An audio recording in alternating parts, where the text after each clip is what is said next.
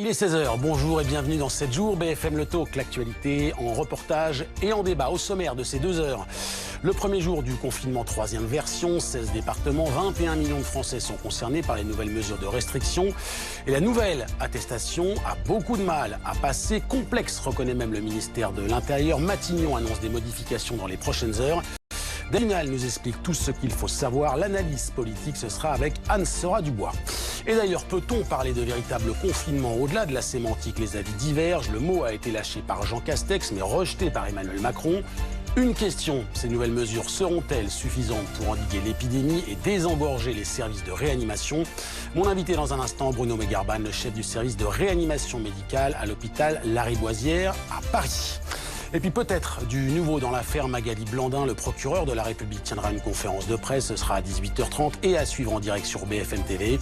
La mère de famille de 4 enfants est invisible depuis le 10 février dernier. Le principal suspect, c'est son époux dont elle était en instance de divorce. Les explications sur le plateau, ce sera avec Dominique Rizet.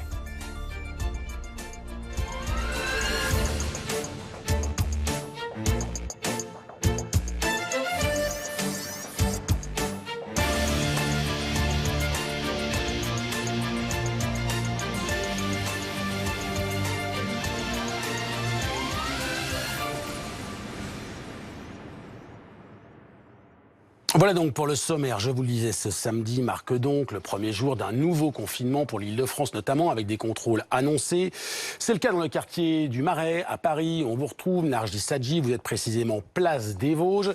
Gérald Darmanin a demandé au préfet de faire preuve de pédagogie, au moins jusqu'au couvre-feu à 19 h. Est-ce le cas ? Oui, exactement. Le mot d'ordre, c'est la pédagogie. Alors, on a un petit peu avancé. Nous ne sommes plus place des Vosges, mais pas très loin. Et vous le voyez, malgré ce reconfinement, les Parisiens sont sortis. Et ici, vous le voyez, les forces de l'ordre sont à vélo, à roller. Et elles ne contrôlent ni les attestations de sortie, ni les justificatifs de domicile. Elles rappellent seulement les règles sanitaires. On s'assure que les Parisiens portent bien leur masque, que les distances sociales soient respectées. En revanche, si on ne peut pas du tout présenter de masque, c'est 135 € d'amende. Ça a été le cas pour Théo qui n'avait pas de masque. Mais depuis plus d'1 heure, pour vous donner un exemple, seulement 2 personnes se sont fait contrôler et ont eu des verbalisations. Une première journée de reconfinement donc placée sous le signe de la pédagogie à la demande du ministre de l'Intérieur. En revanche, il a demandé d'être plus strict à partir de 19 h, l'heure du début de ce nouveau couvre-feu.